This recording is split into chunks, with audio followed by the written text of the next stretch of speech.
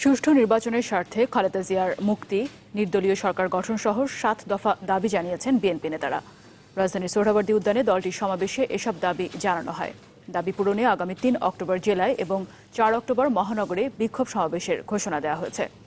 ক্ষমতায় গেলে 12টি লক্ষ্যের কথাও তুলে ধরা হয় এই সমাবেশে। সরকার পতনে নেতাকর্মীদের ঐক্যবদ্ধ হওয়ার আহ্বান জানান বিএনপি নেতারা।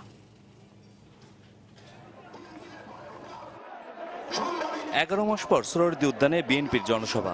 এর আগে গেল বছরের 12 নভেম্বর দলটির ভাষায় বিপ্লব ও সংহতি দিবস উপলক্ষে আয়োজিত সমাবেশে প্রধান অতিথি ছিলেন BNP chairperson Begum Khaleda Zia. Zia orphanage trust দুর্নীতির মামলার রায়ে এখন তিনি কারাগারে। মূলত তার মুক্তি ও নির্বাচনকালীন নিরপেক্ষ সরকারের দাবিতে এই সমাবেশ। চেয়ারপারসনের সম্মানে তার আসনটি রাখা হয় শূন্য। সকাল থেকেই মুখে স্লোগান আর হাতে ব্যানার ফেস্টুন নিয়ে সোহরাওয়ার্দী উদ্যানে হাজির হতে থাকেন বিএনপির নেতাকর্মীরা। প্রচণ্ড গরমের মাঝেও অপেক্ষা করতে থাকেন নেতাদের দিক নির্দেশনার জন্য। দুপুর 2টায় আনুষ্ঠানিকভাবে যখন জনসভা শুরু হয়, তখন কানায় কানায় পূর্ণ পুরো উদ্যান। বিএনপি নেতারা অভিযোগ করেন পথে পথে তাদের নেতাকর্মীদের বাধা দেওয়া হয়েছে। ধন্যবাদ জানান এর মাঝেও যারা সমাবেশে এসেছেন তাদের। বিএনপি সবসময় প্রস্তুত ঐক্যের জন্য। এই আন্তরিকতাকে কেউ দুর্বলতা ভাববেন না। লোক নাই জন নাই, বিএনপির উপর চাপ সৃষ্টি করে অনৈক্যের সুর বাজালে জনগণের কাছে ধিক্কৃত হবেন। আওয়াজ উঠেছে জাতীয় ঐক্য হবে,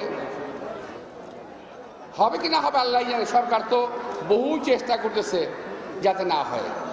যাই হোক, হইলে ভালো, না হলে ক্ষতি নাই। বিএনপিকে আন্দোলন চালিয়ে যেতে হবে। ক্ষমতাসীনরা নির্বাচনের পরিবেশ নষ্ট করতে ষড়যন্ত্র করছে বলেও অভিযোগ তোলা হয় জনসভা থেকে। হুঁশিয়ারি দেওয়া হয় তফসিল ঘোষণার আগে বিএনপির সব দাবি মেনে নেয়ার। সরকার চেষ্টা করছে এই নির্বাচনের পরিবেশকে নষ্ট করার জন্য, যে সুষ্ঠু নির্বাচন হলে তাদের জয়যুক্ত হওয়ার কোনো সম্ভাবনা নাই। সেই জন্য আমি মনে করি তারাই ষড়যন্ত্র করবেন। খালেদা জিয়ার বরাত দিয়ে বিএনপি মহাসচিব বলেন, গণতন্ত্র পুনরুদ্ধারের যে কোনো কিছুর জন্য প্রস্তুত আছেন দলীয় চেয়ারপারসন। তার মুক্তিসহ রাজবন্দীদের মামলা প্রত্যাহার, নির্বাচনকালীন নিরপেক্ষ সরকার, নির্বাচন কমিশন পুনর্গঠন ও সেনা মোতায়েন সহ 7 দফা দাবি তুলে ধরেন মির্জা ফখরুল। দেশনেত্রী বেগম খালেদা জিয়া নিঃশর্ত মুক্তি ও তার বিরুদ্ধে দায়েরকৃত সকল মিথ্যা মামলা প্রত্যাহার করতে হবে। সরকারকে পদত্যাগ করতে হবে। সকল রাজনৈতিক দলের সঙ্গে আলোচনা করে নির্বাচনকালীন নিরপেক্ষ সরকার প্রতিষ্ঠা করতে হবে। অনেকটা নির্বাচনী ইশতেহারের আদলে ক্ষমতা এলে বিএনপি কি করবে, তেমন 12টি লক্ষ্য তুলে ধরা হয় জনসভায়। রাষ্ট্রের সর্বস্তরে সুশাসন প্রতিষ্ঠা করে একটা ন্যায়ভিত্তিক কল্যাণমূলক রাষ্ট্র গঠন করা হচ্ছে আমাদের লক্ষ্য। আমাদের লক্ষ্য হচ্ছে রাষ্ট্রীয় প্রতিষ্ঠানসমূহে নিরপেক্ষতা নিশ্চিত করার লক্ষ্যে দলীয়করণের ধারার বদলে গণতান্ত্রিক ব্যবস্থায় আইনের শাসন প্রতিষ্ঠা করা।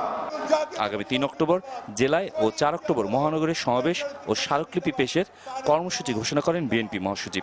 মুক্তি মুক্তি মুক্তি চাই।